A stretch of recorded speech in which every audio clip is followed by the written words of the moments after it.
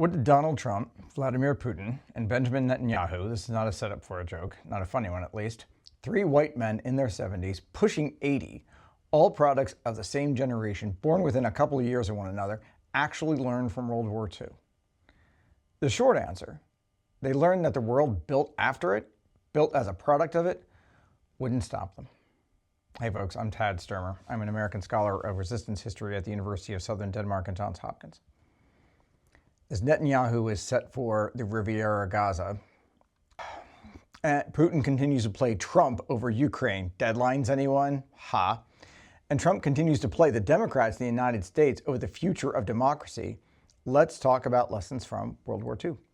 From Mussolini, Hitler, and Franco, how to probe the limits of your opponents and how to keep moving when the response is only words. In the chaos left by World War I, Mussolini was the first of the fascists to test the system. For his plans, he needed to know whether the League of Nations meant what it said by kind of the first never again. He bet the Allies didn't mean it, that all the loss of the Great War was too fresh, that they would be too afraid, especially for their own political lives, to risk another conflict. So he invaded Ethiopia in 1935 to try out his thesis. The League, of course, condemned him. Strong statements. They imposed sanctions, but it didn't work. They were weak. They excluded oil, the only thing that might have made Mussolini pay attention. And then it was undercut by Britain and France's own secret plan to carve up Ethiopia between Italy and some sort of puppet state they would set up. And Mussolini rolled on. The lesson that he took from Western leaders, that they're weak. Democracy makes them cautious. They're afraid to act. You push your point, they're going to back down. They will always back down. Just keep going. Hitler watched. Ethiopia had been swallowed whole, and the democracies had done nothing real. He started kind of small, but pointed, remilitarizing the Rhineland, moving back in March 7, 1936, in open violation of the Treaties of the Treaty of Versailles that ended World War I.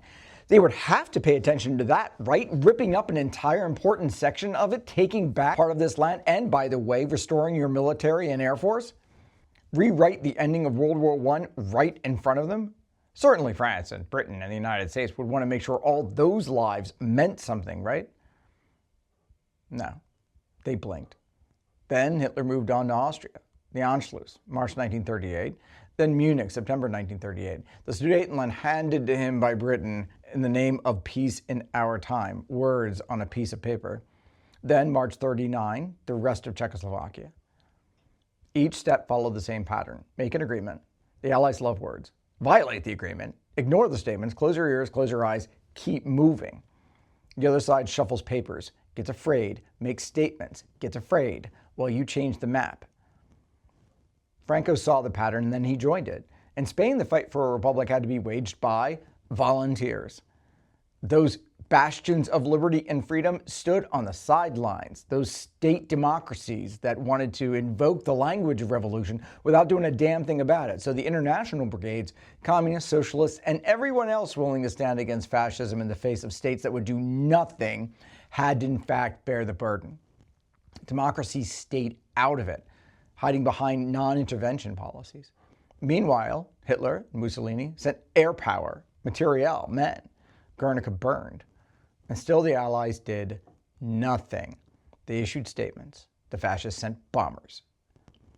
That's the lesson these guys have learned. It's the same one that Trump and Putin and Netanyahu act on now. As we can see, World War II didn't end like we thought it did. The ending is in fact being rewritten right now, every day. The so-called post-World War II world order was never an order, it was a suggestion, built on a pretense that an abstract thing called the international community could influence those who saw it as what it was, nothing but performance art. That illusion ended long ago. Those three are just acting openly on what has been true for a while.